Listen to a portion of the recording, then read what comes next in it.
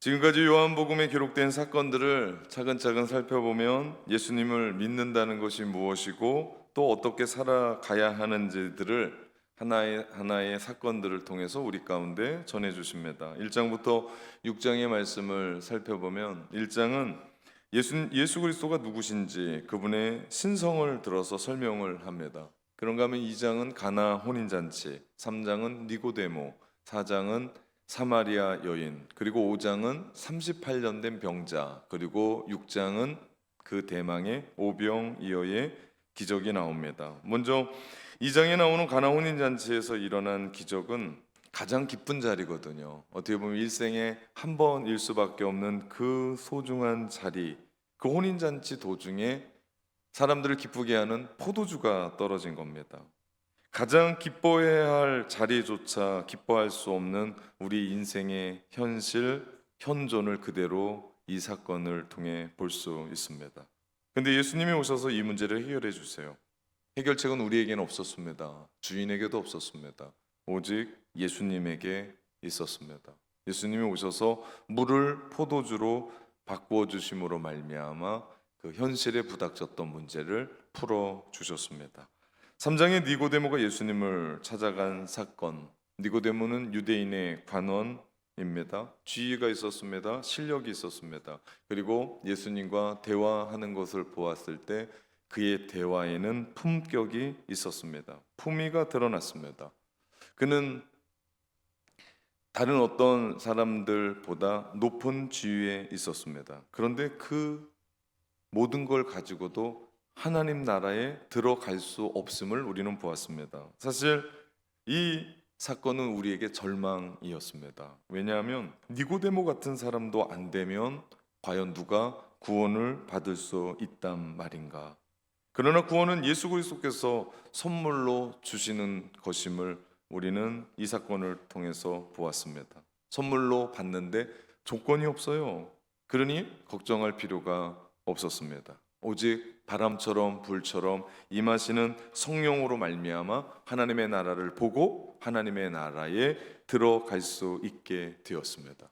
그러니 남편 5을 바꾸고 지금과 살고 있는 그 남자도 남편이 아닌, 만족할 수 없었고 그 어떤 것으로 채울 수 없었던 수가성의 사마리아 여인이 구원을 받게 됩니다. 이것이 4장의 말씀이었어요. 그리고 5장에 돌아서 구원은 하나님께로 난다라는 것을 정확하게 보여주는 사건이 등장합니다. 베데스다의 38년 된 병자의 이야기. 베데스다 못에는 오래전부터 내려오는 전설이 있었습니다. 천사가 물을 휘젓고 돌아갈 때 언제인지 몰라요? 어느 때인지 모릅니다. 그때 그 사람이 누구든 가장 빨리 내려간 사람은 무슨 병에 걸렸든지 낫는다라고 하는 전설이었습니다. 사실 온몸을 움직일 수 없는 38년 된 병자에게는 그것은 그림의 떡이었습니다. 그러나 그에게 예수님이 오심으로 말미암아 고침을 받습니다. 예수님이 오셔서 그를 들어다가 물에 빨리 넣어준 게 아니에요.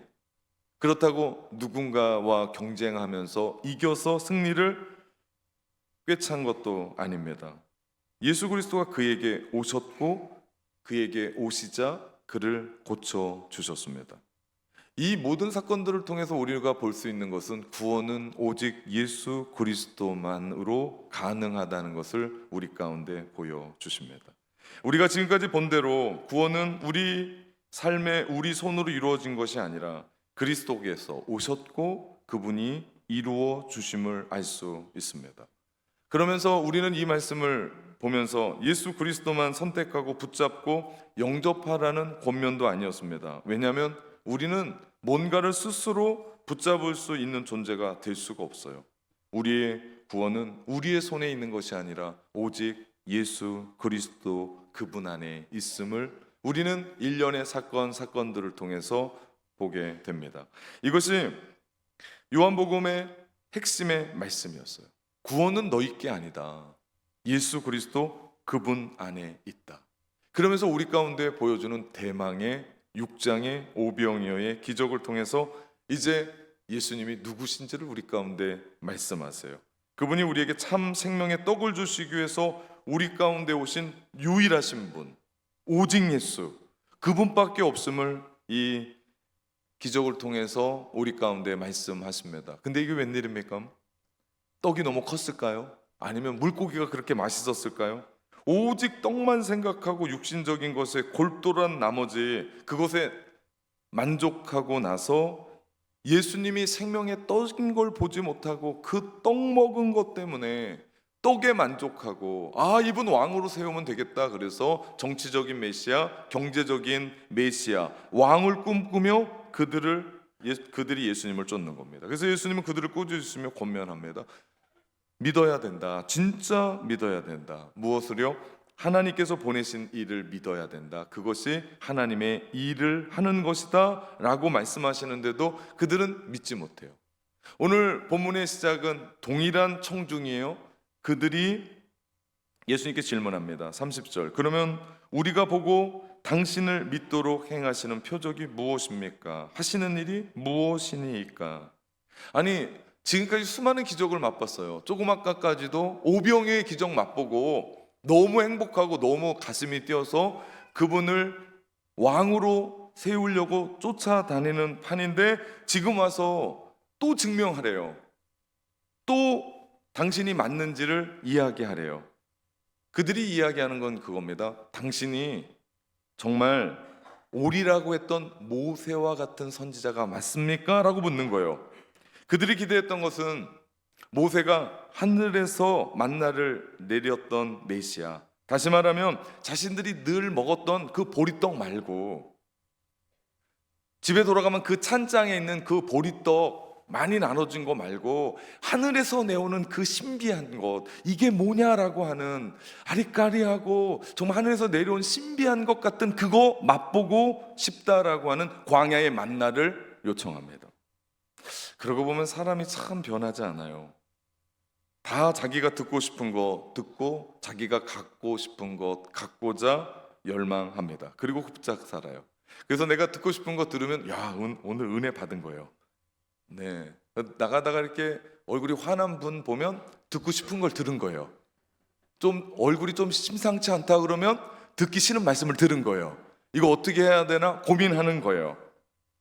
내가 듣고 싶은 말씀이 아니고, 사실 우리는 우리의 생각, 우리의 견해, 우리가 지금까지 살아왔었던 그 노하우, 기득권 내려놓을 때 비로소 우리는 말씀이 우리 안에 들어와 우리를 변화시키는 줄 믿습니다.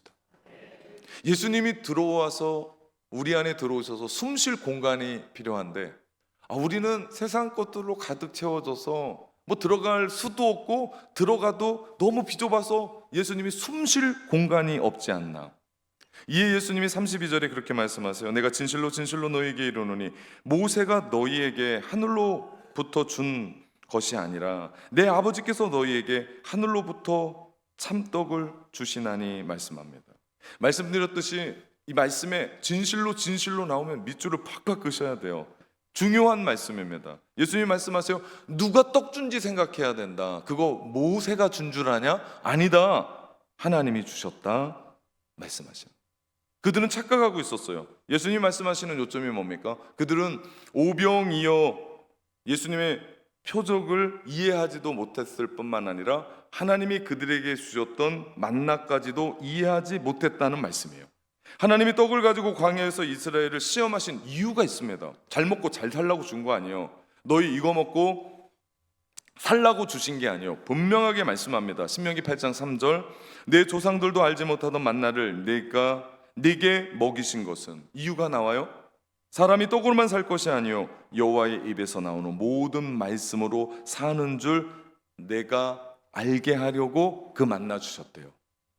근데 그들은 그 만나 먹고 또 모세와 같은 선지자를 만나기로 했고 또 그 하늘에서 내려준 그 만나 그 자체, 그것을 간구했습니다. 만나의 표적은 우리가 하늘에서 주신 만나 그 자체 혹은 그것을 주시기 위해 하나님께 쓰임받는 모세를 의지하라는 게 아니라 그 떡을 주신 하나님, 그 하나님을 의지하고 그분의 말씀 그대로를 살아가라고 우리 가운데 주신 표적이라는 거예요. 오병이의 기적도 마찬가지요. 떡 먹고 물고기 먹어서 배부르고 너무 좋아서 이분을 왕으로 세우자는 게 아니라 그 떡을 주신 분이 누구냐는 거예요. 예수 그리스도. 그분이 생명의 참 떡이시니 영생하도록 주시는 양식이니 생명의 양식이니 그분을 먹고 그분을 받아들이고 그분을 믿으라는 얘기예요. 여러분, 예수님을 믿는다는 그 자체가요, 교회에 나오는 게 아니에요. 제가 고민을 무지하게 합니다. 이러면 교회까지 안 나오면 어떡하나. 괜찮아요. 네, 그렇게 나오려면 안 나오는 게 나아요. 네, 무슨 얘기요? 지금까지 우리는 믿는다는 게 교회에 나오는 것쯤으로 생각했어요. 뭐 교회에서 충성하고 봉사 좀 하는 것으로 얘기했어요. 아니요, 그것보다 더 높은, 우리 가운데 계속해서 이 말씀을 하세요. 그런데 사람들은 어리석게도 하나님보다도 모세를 기다렸습니다. 그래서 그들은 하나님이 보내신 예수 그리스도를 몰라봤어요. 너무나 안타까운 거 아니에요? 주님이 생명의 떡으로 오셔서 그 생명의 떡인 것을 보여주려고 오병이어의 기적을 만들었는데 그 하찮은 거 먹고 진짜 떡을 못 보고 있는 거예요. 그 하찮은 것 먹고 배불러서 진짜를 맛보지 못하고 있는 거예요. 예수님 말씀하시는 거예요. 너희가 확실히 믿어야 된다. 진짜 믿어야 된다. 그렇기 때문에 요한복음에서 믿는다라고 하는 이 이야기는요, 우리의 차원을 한참 높입니다. 신앙을 성숙하게 합니다. 신앙을 좀 더 업그레이드해요. 사실 그 만나를 모세가 다시 예전처럼 내려준들, 그건 썩을 양식이에요. 왜냐하면 오늘 먹으면 내일도 먹어야 돼요. 그거 내일까지 보관 못합니다. 냄새나고 벌레 생기고 버려야 돼요. 썩을 양식이에요. 그 양식을 먹었던 그들의 조상들 49절 모두가 다 그 만나를 먹었어도 죽었다라고 주님 말씀하세요. 만나를 먹는 것과 영원한 생명을 얻는 것과는 무관한 거예요. 만나를 조금 먹었다 해서 그가 하나님의 자녀가 저절로 되는 게 아니에요. 만나를 먹고 불기둥과 부름기둥, 반석을 쳤는데 물이 나오고 메추라기, 그리고 광야에서 이길 수 없는 숱한 전쟁을 그들이 이겨놓고도 그들이 하나님을 믿지 못하고 전부 다 멸망했다는 게 기적 중의 기적이에요.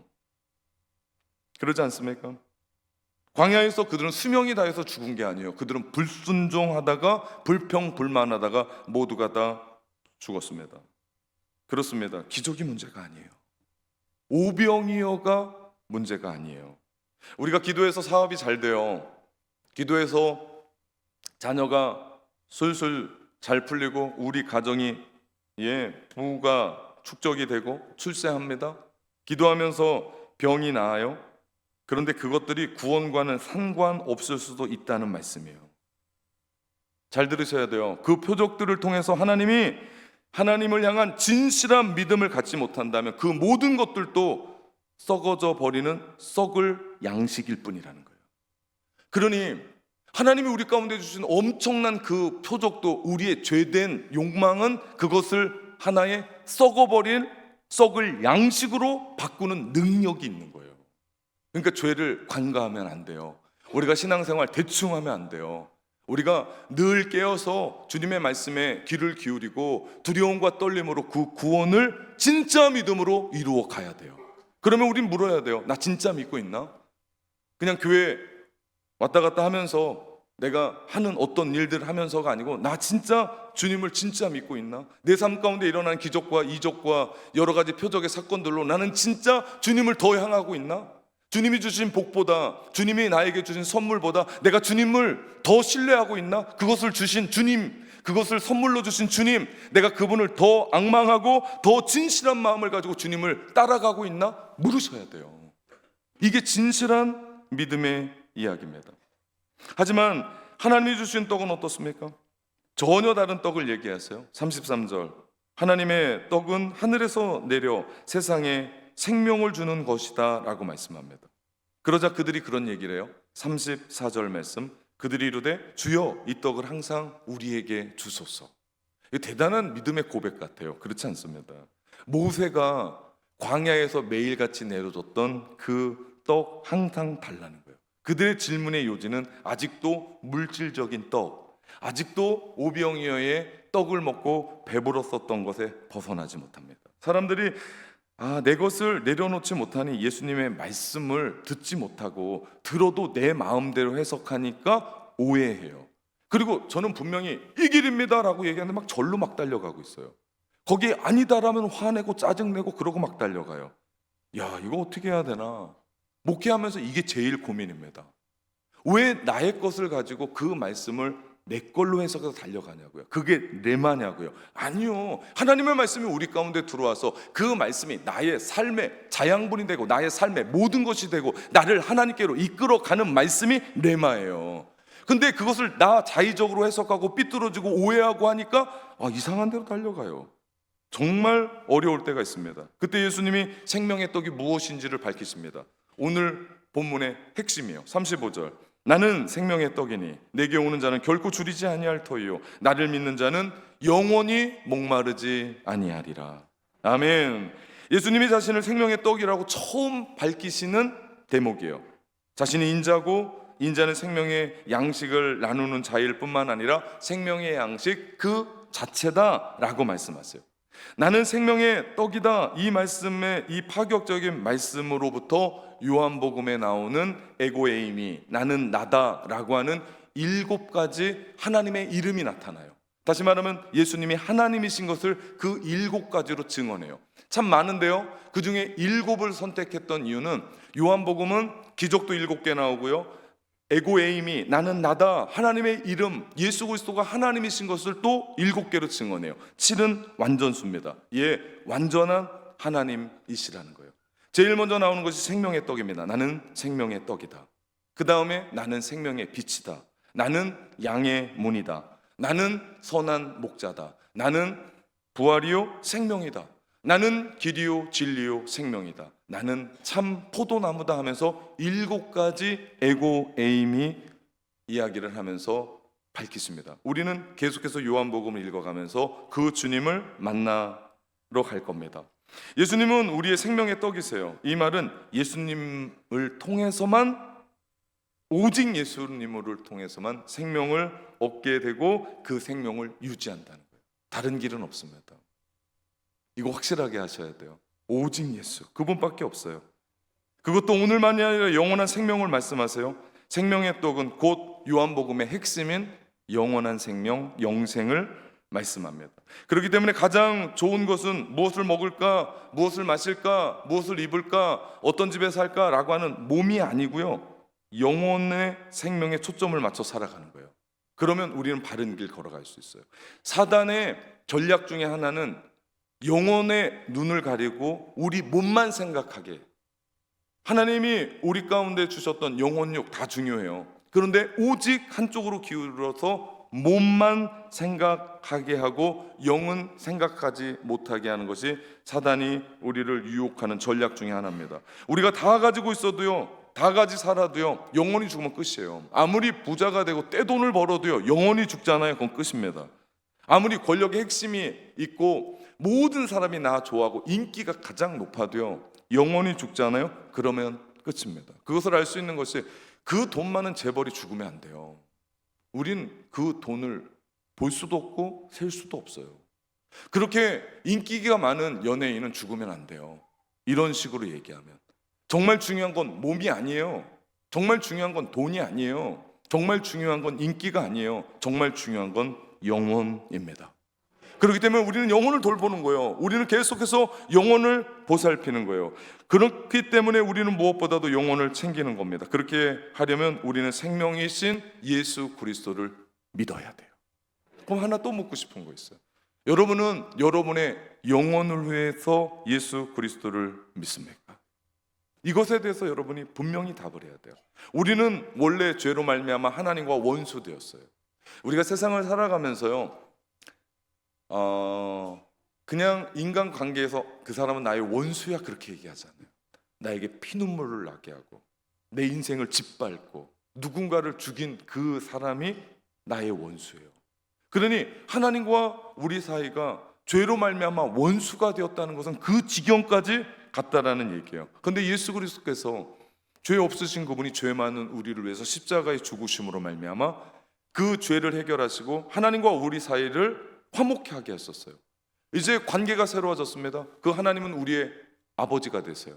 그리고 우리는 그분의 자녀가 됩니다. 그때 주님은 줄이지도 목마르지도 하지 않게 하겠다고 우리 가운데 약속하셨어요. 그 약속을 믿고 살아가는 것이 신앙생활이고요. 그렇게 살아가는 것이 하나님 나라의 현장입니다. 그러니 내가 예수님을 믿는다라고 얘기할 때 우리는 결코 다른 것으로 목마름이 없어요.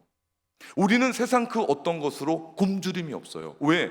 내가 그렇게 주님을 믿고 살아갈 때 그분이 아버지 되시고 나는 하나님의 자녀가 돼서 그분이 우리 가운데 공급해 주십니다 라는 것을 믿고 살아갈 때 우리는 줄이지도 않고 목마르지도 않게 되는 줄 믿습니다. 그것을 고백하는 자리가 이 주일 예배예요. 그래서 우리는 주일 성수한다는 거예요. 그냥 교회에 그 시간대에 나와서 예배 드리는 것이 아니라 주일 성수한다는 것은 시간의 주도권을 그분께 드리는 거예요. 떡의 주도권을 그분께 드리는 거예요. 이것이 가장 중요한 안식일의 핵심은 내 인생의 주인이 내가 아니라 하나님입니다. 이것이 안식일의 참 정신입니다. 그분께 모든 걸 드려서 이 시간에 내가 이 시간을 하나님께 드리면 다른 걸 할 수가 없어요. 떡의 문제도 내가 걱정하는 것 하나님께 맡기고 하나님이 해결해 주십시오 라고 하면서 우리는 이 자리에서 어떻게 하는 거예요? 예배해요. 그럼 우리 가운데 뭐가 임해요? 하늘의 평화가 임하고 안식이 임해요. 그 공부 못하는 애들이요, 영어 하는데 수학 공부하는 애들, 수학 공부하는데 국어 공부하는 애들, 수업 시간에 걔네도 공부 진짜 못하는 애들이거든요. 그러니 우리가 예배 드릴 때 시간의 주도권을 하나님께 드렸는데 내 오늘의 계획을 하고 있고 떡의 주도권을 하나님께 드렸는데 어떻게 하지 고민하고 있는 사람 진짜 신앙생활 못하는 사람이에요. 빵점짜리예요.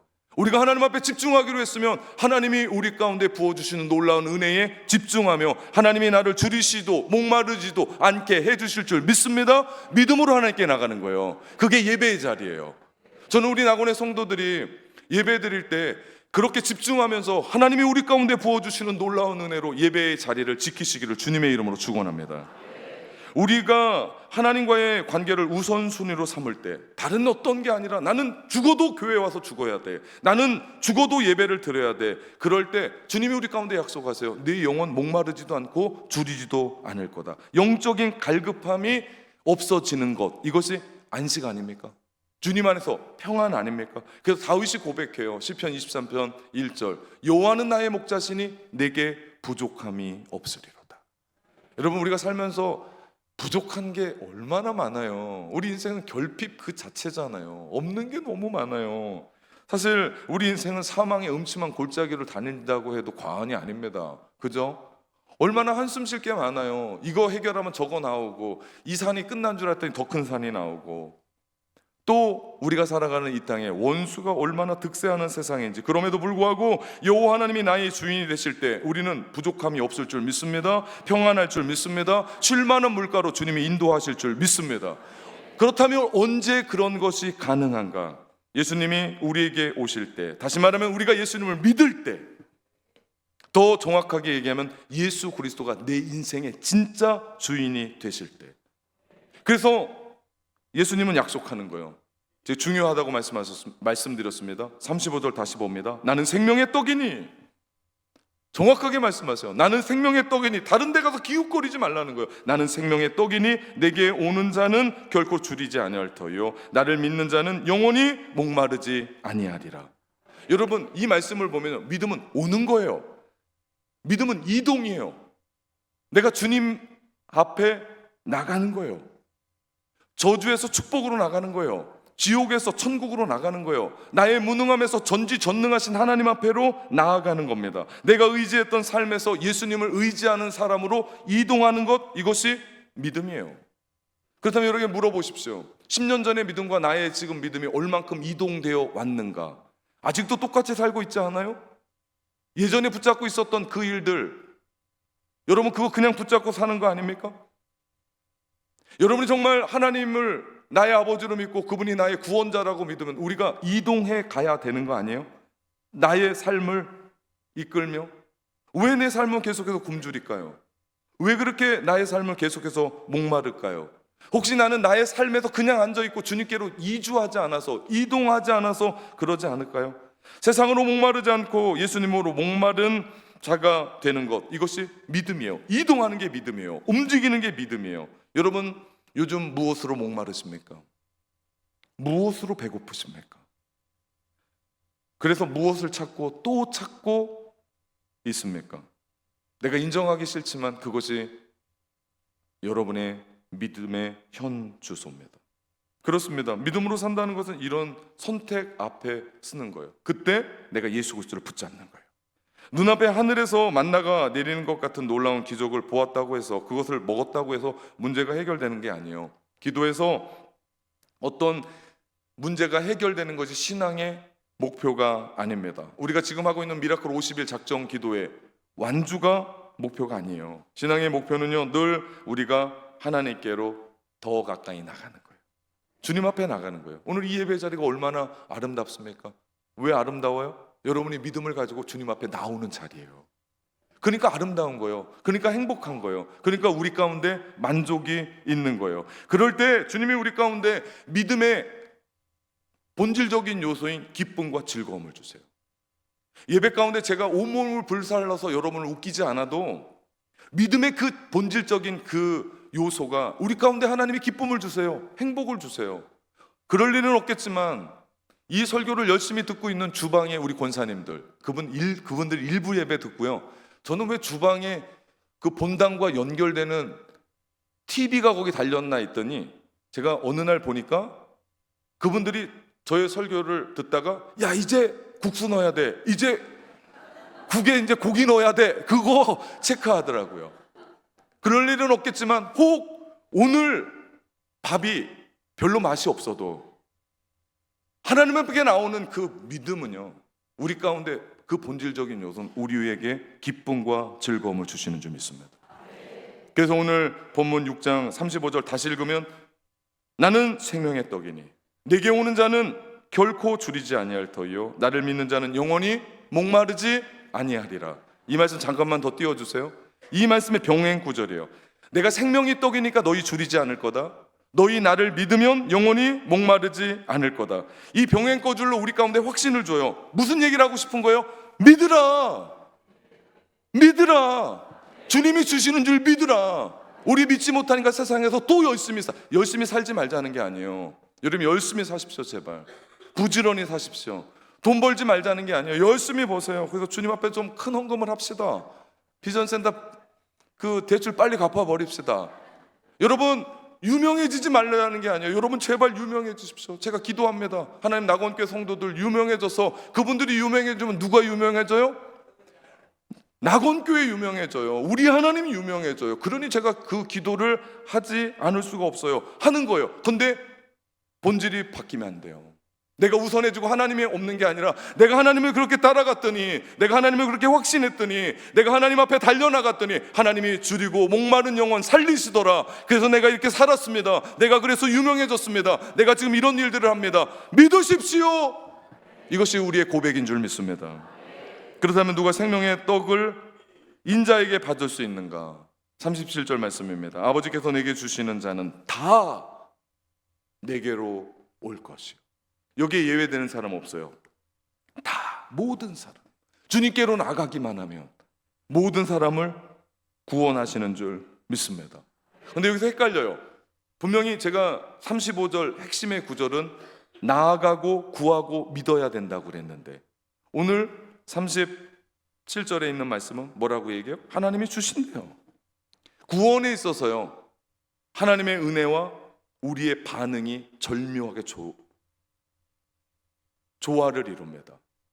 분명히 중요한 건 구원은 하나님이 다 이루셔서 하나님의 은혜로 우리 이끌어가세요. 근데 우리가 뭐 해야 돼요? 반응이라는 것을 해야 돼요. 먼저 하나님이 우리 가운데 은혜를 주십니다. 그리고 십자가에서 구원을 다 이루셨어요. 우리가 할 일은 없어요. 그럼에도 불구하고 우리는 주님이 우리 가운데 구원 주신 거에 대해서 반응을 해야 돼요. 그 은혜에 대해서 움직여야 됩니다. 그게 뭡니까? 내가 주님을 영접하는 거예요. 주님 내 안에 들어오십시오. 오늘 말씀을 듣고 내 마음이 뜨거웠습니다. 주님 내 안에 들어오셔서 이제 썩을 양식 구하지 않고 썩을 놈 되지 않고 하나님이 우리 가운데 주시는 썩지 않을 양식, 영생하도록 양식, 생명의 양식, 내가 그거 가지고 살아가겠습니다 결단하며 서는 거예요. 주님 믿으라고 얘기했을 때, 예 주님, 내가 주님 앞에 한 걸음 더 가까이 나갑니다. 내 인생의 주인을 바꿔버립니다. 주님 내 안에 들어서 나를 다스려 주옵소서. 영접해야 된다는 거예요. 움직여야 된다는 거예요. 그래서 주님이 우리 가운데 주시는 그 은혜 가운데, 그 섭리 가운데 우리가 반응해야 된다. 그래야 구원이 이루어진다. 구원은 절대로 우리가 먼저 시작하는 게 아니에요.